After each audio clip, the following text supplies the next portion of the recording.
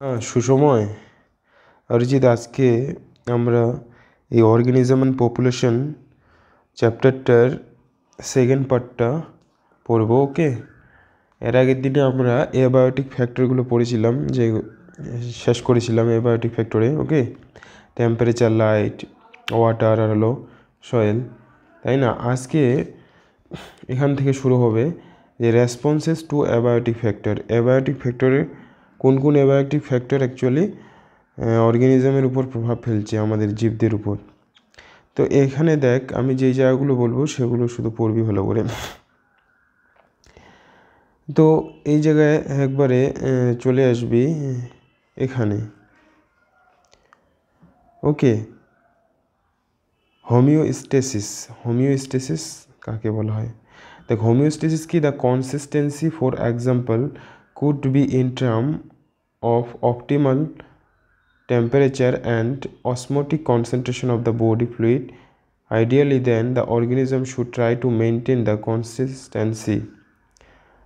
consistency of its internal environment, a process called homeostasis.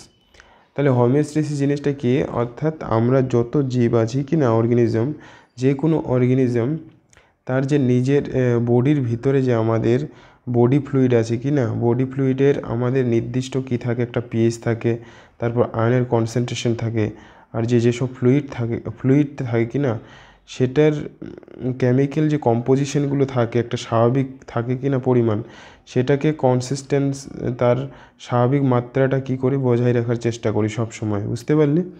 তো কোনো suppose যদি বলি কারো বডির মধ্যে লবণের পরিমাণ, সোডিয়ামের পরিমাণ বেড়ে যায়, সেটা কি করবে? ক্ষতি করবে বডির ক্ষেত্রে। তো বডি কি করবে? সেটাকে অটোমেটিক কি করবে, যেটা স্বাভাবিক নর্মাল যেটা পরিমাণ, সেটাকে বজায় রাখার চেষ্টা করবে। এটাকেই বলা হয় হোমিওস্টেসিস। ওকে, হোমিওস্টেসিস, বুঝতে পারলি? তারপর এখানে despite varying the external environmental conditions that tend to upset its homeostasis. Okay, তারপর বলছে যে ভ্যারিং। এখন এই কোনো একটা অর্গানিজম, জীব যদি ভ্যারিং মানে আলাদা পরিবর্তনশীল এক্সটার্নাল এনভায়রনমেন্টটা যদি মানে পরিবর্তন হয়, বুঝতে পারলি, ভ্যারি করে, তাহলে কন্ডিশন দ্যাট টেন্স, তাহলে বডিটাও কি করে সেটা পরিবেশে তার মানে ভিতরের যে বডি ফ্লুইড বা যে স্বাভাবিক মাত্রাগুলো বজায় রাখার জন্য কি করে নিজেকে চেঞ্জ করে। ওকে, আমি যদি সিম্পল একটা উদাহরণ দিই, ধর তো কেউ যদি এখান থেকে হিমালয় পর্বতে যায়, ঠান্ডার দেশে যায়, তাহলে ঠান্ডার দেশে গিয়ে সেখানকার পরিবেশে কী হচ্ছে, বডিটা অ্যাডাপ্ট হয়ে যাবে ধীরে ধীরে, সেখানকার পরিবেশে অ্যাডাপ্টেড করে নিতে হবে। সেই জন্য বডিকে যা করার সে অটোমেটিক সেই কাজটা করবে। ওকে, এটাই বলেছে। Let us take an analogy to clarify this important concept. Suppose a person is able to perform his or her best when the temperature is 25 degrees Celsius and wishes to maintain it so, even when it is scorching hot or freezing cold outside. দেখ, এখানে বলছে যে আমাদের যে বডির যেমন স্বাভাবিক তাপমাত্রা কি থাকে, মানুষের ক্ষেত্রে যদি বলি যে 25 ডিগ্রি সেলসিয়াস, সেই টেম্পারেচারে কী হচ্ছে, যে বডির যে যত অর্গ্যানগুলো আছে ভালো কাজ করতে পারে। ওকে, কিন্তু সব প্রাণী কিন্তু তাদের হোমিওস্টেসিস বজায় রাখতে পারে না। Okay, and it's in the car while traveling at the workplace by using an air conditioner in summer and heater in winter. Then এই জন্য বলছে যে আমরা এই যে ইয়েটাকে কনসিস্টেন্সিটাকে বজায় রাখার জন্য, ওকে, এই যে ঠান্ডা, এখন গরমের সময় কী করছি, পাখা ফ্যান চালাই টেম্পারেচারটাকে কী করার জন্য, কমানোর জন্য। ওকে, বডি টেম্পারেচারটাকে কমানোর জন্য, কারণ টেম্পারেচার পরিবেশের বেড়ে যায় এখন গরমের সময়। আবার ঠান্ডার সময় কি করি, এসি চালাই গরম মানে টেম্পারেচার বাড়ার জন্য। বুঝতে পারলি? ধর টেম্পারেচার ডাউন হয়ে গেলে 15 ডিগ্রি 10 ডিগ্রি সেলসিয়াস হয়ে গেলে, সেটা কি স্বাভাবিক যেটা টেম্পারেচার বডির, সেটাকে আমরা মেনটেন রাখার জন্য করি, যেন বডি তার প্রপার ফাংশন করতে পারে। ওকে, তো জেনারেল এগুলো নলেজ, বুঝতে পারছিস। And then her performance would be always maximal regardless of the weather around him her. Here the person's homeostasis is accomplished not through physiological but artificial means. How do other living organisms cope with the situation? Let us look at various possibilities. তাহলে এখানে এই হোমিওস্টেসিসটা আমাদের ক্ষেত্রে, এটা যদি বলে মানুষরা আমরা করে থাকি। ওকে, অন্যান্য যেসব নিম্ন শ্রেণীর অন্যান্য যেসব বিভিন্ন প্রাণীরা আছে সেটাকে তারা কিভাবে করে, এখানে কিছু তার এক্সাম্পল দেওয়া আছে, সেগুলো আমরা পড়ব। এখানে একটা গ্রাফ দেখতে পাচ্ছিস, এই গ্রাফটা ইম্পর্টেন্ট। এই যে ডায়াগ্রামেটিক রিপ্রেজেন্টেশন অর্গানিজমিক রেসপন্স, এখানে দিয়েছে যে এক্সটার্নাল লেভেল। আচ্ছা, এই গ্রাফটা পড়ার আগে আমাদের এদিকে জানতে হবে, পড়তে হবে, তারপর আমরা এটা গ্রাফটা বুঝতে পারবো। এই দেখ, এখানে ফার্স্ট কি বলেছে, রেগুলেট কাদের বলবো, রেগুলেট যারা রেগুলেট করতে পারবে, নিয়ন্ত্রণ করতে পারবে। কি নিয়ন্ত্রণ করতে পারবে? দেখ, some organisms are able to maintain homeostasis by physiological, sometimes behavioral also means, which ensure constant body temperature, constant osmotic concentration. All birds, mammals and a very few lower vertebrate and invertebrate species are indeed capable of such regulation, thermoregulation, osmoregulation. ওকে, দেখ, এই রেগুলেশনটা যেটা করতে পারে, এই regulators বলা হয় যেসব প্রাণীরা রেগুলেট করতে পারে নিজের যারা হোমিওস্টেসিস করতে পারে, নিজের যেটা স্বাভাবিক বডি টেম্পারেচার বা অসমোরেগুলেশন, যেটা হচ্ছে নিজের যেটা বডি ফ্লুইড বডির মধ্যে থাকবে সেটাকে অসমোরেগুলেশন বলে, এবং যেটা টেম্পারেচার থার্মোরেগুলেশন করতে পারে সেই সব প্রাণীদের বলা হয় রেগুলেটর বলা হয়। তো কারা কারা পারে? এই যে অল বার্ডস, আর হলো স্তন্যপায়ী প্রাণীরা, আমরা। ওকে, আর কিছু লোয়ার নিম্ন শ্রেণী যে vertebra, okay, vertebrate animal. Invertebrate species are indeed capable of such regulation, thermoregulation, osmoregulation. Okay, and এখানে evolutionary biologists believe that the success of mammals is largely due to their ability to maintain a constant body temperature and thrive whether they live in Antarctica or the Sahara Desert. এখানে একটা very important জিনিস বলেছে যে evolution যে হয়েছিল মানুষের বা উন্নত প্রাণীরা, ম্যামালসদের, এই ম্যামালসদের মানে স্তন্যপ্রায়ী প্রাণীদের সর্বশ্রেষ্ঠ বা তারা মানে একবারে উন্নত উৎকৃষ্ট প্রাণী হিসেবে তারা সাকসেসফুল হয়েছে, ইভলিউশন ইভলভ হয়েছে। এটার জন্য এই রিজনটা একটা বড়, এই রিজনটা একটা কারণ মানে দায়ী যে আমরা কি সাপোজ আমাদের ক্ষেত্রে যদি বলি, আমরা স্তন্যপায়ী প্রাণী কি না, স্তন্যপায়ী। ধর আমরা যদি গরম জায়গা থেকে কোথাও ঠান্ডার দেশে যাই, সেখানেও আমরা কি আমাদের যেটা বডি টেম্পারেচার আমাদের ওটাকে কনস্ট্যান্ট করে রাখি। যদি নর্মাল বডি টেম্পারেচার আমাদের 25 ডিগ্রি সেলসিয়াস হয়, তাহলে 25 ডিগ্রি আমাদের রাখতে হবে। ওকে, এটা বডির আমাদের সেভাবে ফাংশনাইজড হয়। ওকে, এবং এখানে উদাহরণ দিয়েছে যে কনস্ট্যান্ট বডি টেম্পারেচার থ্রাইভ। ওকে, আন্টার্কটিকাতে গেলেও যেটা ঠান্ডার দেশে, ওকে, ঠিক রাখি বডি টেম্পারেচারটাকে, এবং সাহারা মরুভূমিতে গেলেও বডি টেম্পারেচারটা একই রাখার চেষ্টা করি। এটাই আমাদের মানে মানে এইভাবে সারভাইভ করতে পারে যারা রেগুলেটরের মধ্যে পড়ে, বুঝতে পারলি। কিন্তু অন্যান্য প্রাণীরা এই তাদের ইয়েটা ধর্মটা নেই। ওকে, এটা কাদের ক্ষেত্রে দেখতে পাবো আমরা? শুধু বার্ডস আর ম্যামালসের ক্ষেত্রে, আর কিছু নিম্নশ্রেণীর প্রাণী। ওকে, সাপোজ আমি যদি বলি মাছ, একটা মিষ্টি জলের মাছকে সাপোজ যদি কোথায় নিয়ে যাওয়া যায়, একটা মিষ্টি জলের মাছকে সমুদ্রের জলে মানে লবণাক্ত জলে ছেড়ে দিলে সে কী হবে? মারা যাবে কি না? ওখানে থাকতে পারে না। কেন? তাদের যে বডির যে ইয়েটা থার্মো রেগুলেশন অসমো রেগুলেশন এটাকে মেনটেন করতে পারে না। ওকে, and the mechanism used by most mammals to regulate their body temperature are similar to the ones that we human use. We maintain a constant body temperature দেখ এখানে আমরা constant body temperature, আমরা মানুষের ক্ষেত্রে কত আমাদের স্বাভাবিক বডি টেম্পারেচার থাকে 37°C, তাই কি না? In summer when outside temperature is more, যখন বলছি যে গ্রীষ্মকালে, হ্যাঁ সামারে, বুঝতে পারলি, তখন কি হচ্ছে বাইরের টেম্পারেচারটা বেড়ে যায় বডির থেকে অনেক, তখন আমরা কি করি ভিতরের টেম্পারেচারটা উই সোয়েট প্রফাউসলি, ওকে, আমাদের শরীর থেকে প্রচুর পরিমাণে ঘাম বের হয় সেই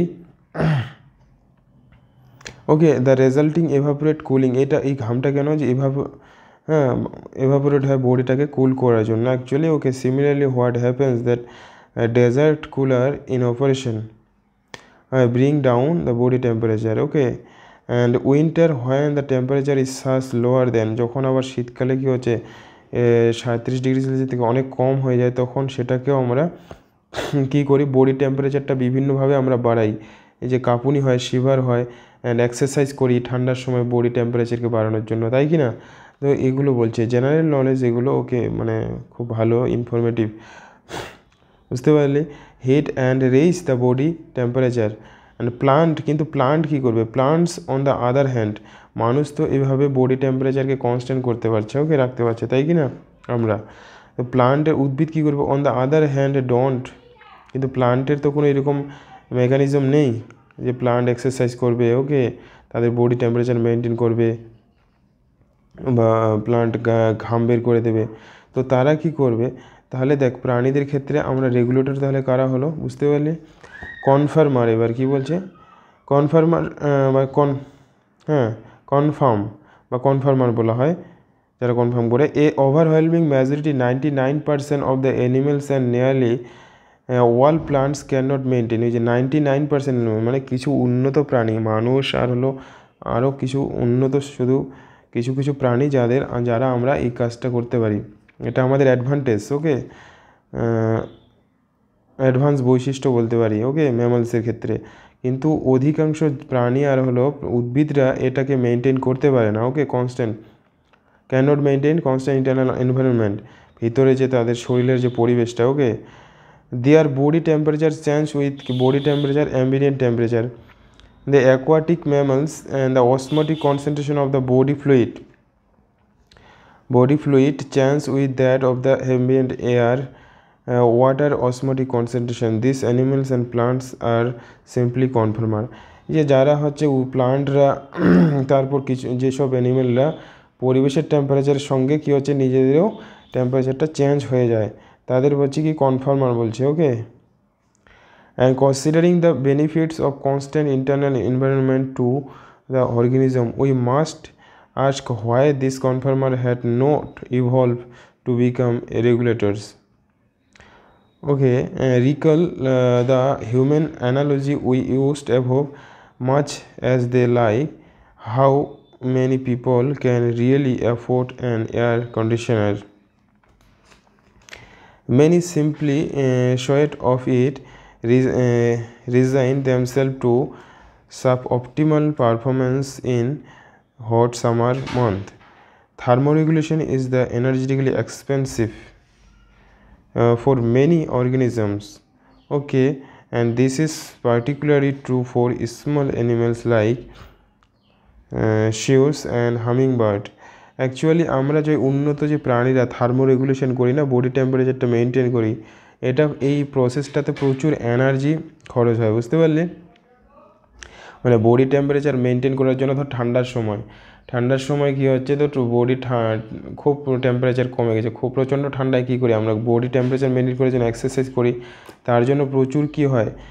এনার্জি লস হয় কি না, এনার্জি এক্সপেন্স হয়, ওকে, এনার্জেটিক প্রসেস। তো এই এনার্জিটা পাবো আবার কোথা থেকে? তার জন্য তো দরকার কি না, এটিপি দরকার, ভিতরে বডিতে মেটাবলাইজড হবে, তো একদিকে এনার্জি উৎপন্ন হবে, তার জন্য এনার্জি খরচ করতে হবে, তাই কি না? কিন্তু এই যে ছোট অর্গানিজমের ক্ষেত্রে এই প্রসেসটা তারা করতে পারে না, ওকে। বুঝতে পারলি? স্মল যারা ছোট ছোট অ্যানিমাল, বিশেষ করে স্মল অ্যানিমাল লাইক শ্রিউস, ছোট্ট পাখির মতো, ওকে, যে হ্যাঁ হামিং বার্ড ছোটো পাখি, heat lost or heat gain is a function of surface area. আর এই যে হিট লস আর হিট গেইনটা এটা সারফেস এরিয়ার উপর ডিপেন্ড করে, বডির সারফেস এরিয়ার। Since small animals have a larger, small অ্যানিমেলের কী হচ্ছে লার্জার সারফেস এরিয়া, সারফেস এরিয়াটা বেশি থাকে টু দেয়ার রিলেটিভ ভলিউম, তাদের যে ভলিউমটা হয় তাদের থেকে তাদের সারফেস এরিয়াটাই বেশি হয়।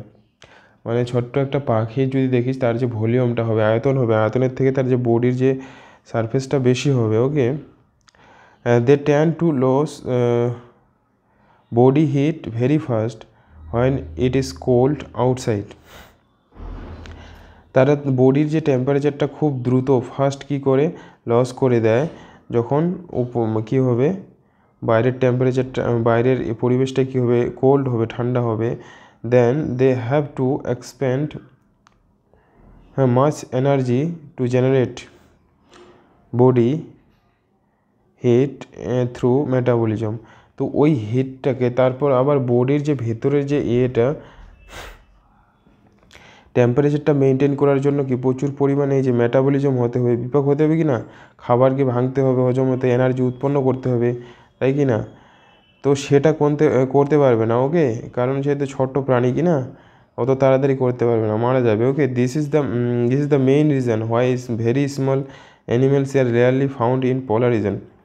বলছে এই জন্যই কী হচ্ছে যেসব ছোটো ছোটো প্রাণীরা সেগুলো হচ্ছে পোলার, আচ্ছা মেরু অঞ্চলে, মানে বরফের যে সব জায়গা সেগুলোতে দেখা যায় না, খুব কম দেখা যায়, ওকে। কারণ সেখানে প্রচুর ঠান্ডা হওয়ার জন্য কি হচ্ছে সেই ঠান্ডাতে বাঁচতে পারবে না এই মেকানিজমের জন্য। During the course of evolution the cost and benefits of maintaining a constant internal environment are taken into consideration. Some species have evolved the ability to regulate but only over a limited range of environmental conditions beyond which they simply conform. If the stressful external conditions are localized or remain only for a short duration, the organism has to other alternative for survival. ওকে, তো এখানে কিছু নেই, এখানে এই জায়গাটা একটু শুধু বোঝার আছে, বুঝতে পারলি? তাহলে যারা আমরা মেনটেন করতে পারছি তাহলে আমাদের বলা হয় রেগুলেটর, ওকে। বডি থার্মোরেগুলেশন, অসমোরেগুলেশন করতে পারি। আর কনফার্মার হবে কি সব নিম্ন শ্রেণীর প্রাণীরা, ওকে, আর প্লান্টস, এদের কনফার্মার বলবো, ওকে। এই রেগুলেটর আর হলো কনফার্মার, বুঝতে পারলি? এখান থেকেই হচ্ছে এই যে গ্রাফটা এখন বলছি, দেখ এটা হলো এক্সটার্নাল লেভেল, মানে এক্সটার্নাল লেভেলে যে বাইরের যে পরিবেশটা, আর এটা হলো ইন্টারনাল লেভেল, বুঝেছে? মানে কোনো একটা প্রাণীর যে ভিতরে যে পরিবেশ। এক্সটার্নাল লেভেল বলতে এখানে আছে পরিবেশ এরিয়াটা, বুঝেছে? টেম্পারেচার মনে করবো, ওকে। তো যখন দেখ এখানে গ্রাফটায় যে কনফার্মার দেখেছে, কনফার্মার কি বলছে, কনফার্মার মানে internal body temperature, external body, ধর এক্সটার্নাল টেম্পারেচার বাড়ছে তাদেরও টেম্পারেচার বাড়ছে, বুঝতে পারলি? সমানুপাতিক, বুঝতে পারলি? এটা যদি ধর পরিবেশের টেম্পারেচার ভাবি, ওকে, এটা হলো যে কোনো একটা প্রাণীর দেহের তাপমাত্রা, তাহলে কনফার্মার মানে হচ্ছে তারা বাড়ার সঙ্গে সঙ্গে, টেম্পারেচার বাড়ার সঙ্গে সঙ্গে এদের টেম্পারেচার বাড়বে। কিন্তু রেগুলেটরের কী হচ্ছে কনস্ট্যান্ট রাখবে। যে রেগুলেটর কী করবো আমরা যেমন স্তন্যপায়ী প্রাণীরা, ওকে, কনস্ট্যান্ট রাখবো। আমাদের বডির যে তাপমাত্রা 37 ডিগ্রি, তো 37 ডিগ্রি রাখবো, সবসময় রাখতে চাইবো, ওকে, মেনটেন করব। আবার পার্শিয়াল কিছু প্রাণী আছে যেগুলো পার্শিয়াল রেগুলেটর, কিছুক্ষণ একটু বাড়বে রেগুলেটর আর পার্শিয়াল রেগুলেটর, মানে কিছু প্রাণী আছে ধর বাইরের পরিবেশের টেম্পারেচার ধর বাড়ছে, তো এই বডির টেম্পারেচারও বাড়বে, কিন্তু বাড়তে বাড়তে একটা জায়গায় গিয়ে আবার কী হচ্ছে কনস্ট্যান্ট হয়ে যাবে, তারপর আর বাড়বে না, ওকে। তাহলে এটাও হতে পারে, ওকে, বুঝতে পারলি? তো ইম্পর্ট্যান্ট গ্রাফটা এটা, ওকে। গ্রাফ বলতে পারিস ডায়াগ্রাম, ওকে। তারপর এখানে মাইগ্রেট বা মাইগ্রেটরি বা মাইগ্রেশন, ওকে। হ্যাঁ, মাইগ্রেট বলতে কী বুঝি, পরিযান করা, ওকে। মাইগ্রেশন ওয়ার্ডটা শুনেছিস I think. The organism can move away temporarily from the stressful habitat to a more hospitable area and return when stressful period is over।